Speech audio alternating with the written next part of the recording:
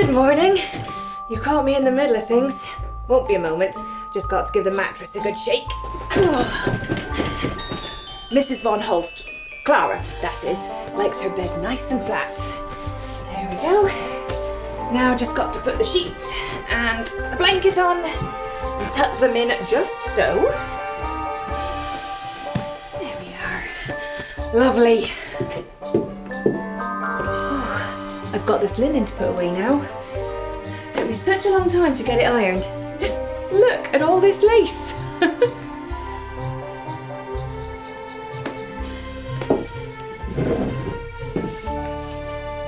Now we've got a moment to spare. Come and have a look at this. See? This is Gustav, looking like a perfect little baby angel. He wouldn't fit into that velvet suit no more. He's grown, though he still does have that lovely long thick hair. Now here, this is Mary, Clara's mother. This photograph was taken just after her husband Samuel died. So she's wearing her full mourning, poor lady. It was after Samuel passed away that she came here with her daughters Susan and Clara. And that's when Clara met Adolf. He came to the house to give them music lessons, I heard. But I don't have time to get into that. Best get on. Don't want to upset the mistress. Look at the time. It's gone 10. I'd best empty out the slop bucket now that Clara's had her wash. Pretty, isn't it? There's a matching jug and basin here. I've quite a nice one of my own up in my bedroom in the attic. It's got a crack in it, probably Clara's old one. And it hasn't got a matching basin, but beggars can't be choosers. Hello, you've caught me in the middle of things again. Got a mound of washing up to do from breakfast, and lots of clothes soaking, and it's not even Monday. The boys' clothes are in the basin. Filthy, they were. And then one of Clara's dresses is to wash it in the tub. It's gonna take forever to get that ink stain out of that sleeve. The things they do with their pens. Dear, oh dear. I've been so busy talking I've forgotten to put the soap in. That will set me back a few hours.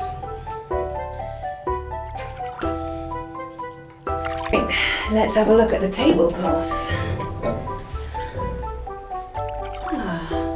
Yes, those marks have come out.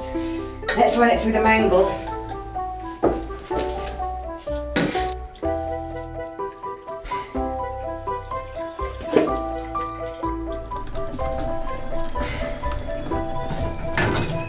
Oh no, I forgot I put the kettle on. I was going to have a cup of tea and a sit down before the family returned from Pittville Gardens. Well, no time now.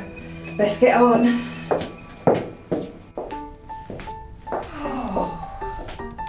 What a day. It took me ages to get all that washing done in the scullery, and then there was lunch to serve and clear away.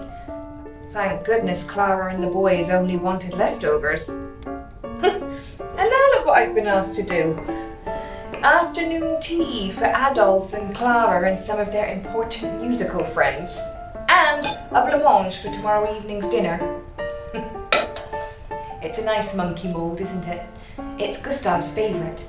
I think it reminds him of the monkey in Pittville Gardens. He and his younger brother Emil love to go see it. But first things first, afternoon tea. I've baked a seed cake, and now I'm making drop scones. I think the mixture's ready, so now I just need to top up the range with some coal. There we go, perfect. I think we're ready.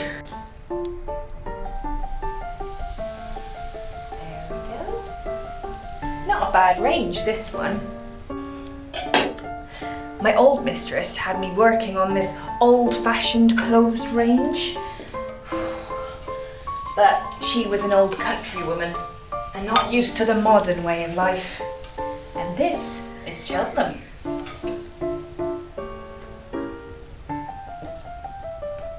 There we go. Perfect.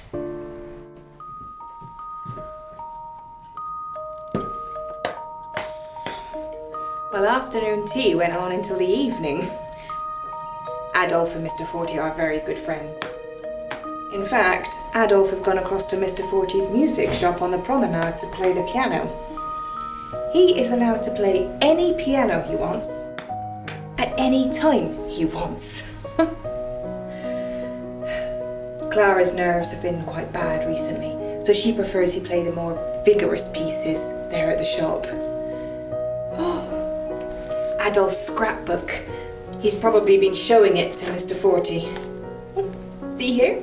This is a newspaper clipping from when he played a concert at the Winter Gardens in town. Great success it was, I heard. Of course, I've never been to see any of his concerts, but I get to hear him play here. Music mad he is.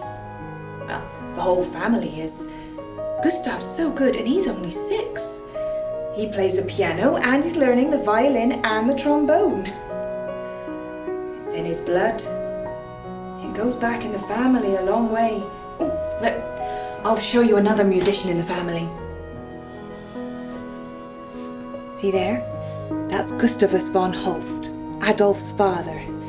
He came across to England from Latvia and was the first professor of music at the posh school in town. Do you know the one? The ladies' college. From what I've gathered, he had a very interesting life, particularly when his younger brother Theodore was around. He's the one in the red holding the pipe. He was a very famous artist, apparently. Oh, but this is getting me distracted, and it doesn't pay to be distracted. I've got a lot to do before bedtime, and I've promised myself a slice of cake and a cup of tea before I turn in.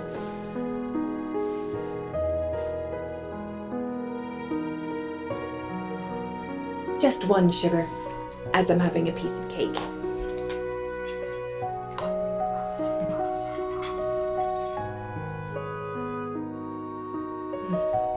Just right. A nice sit down before I finish in the scullery.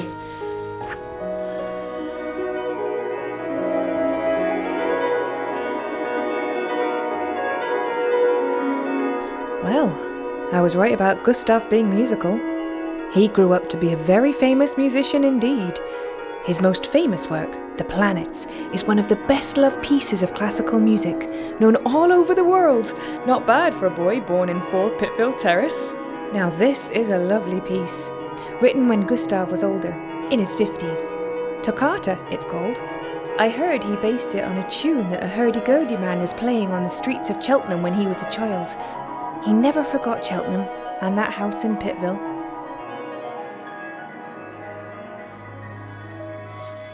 Ooh, did I fall asleep?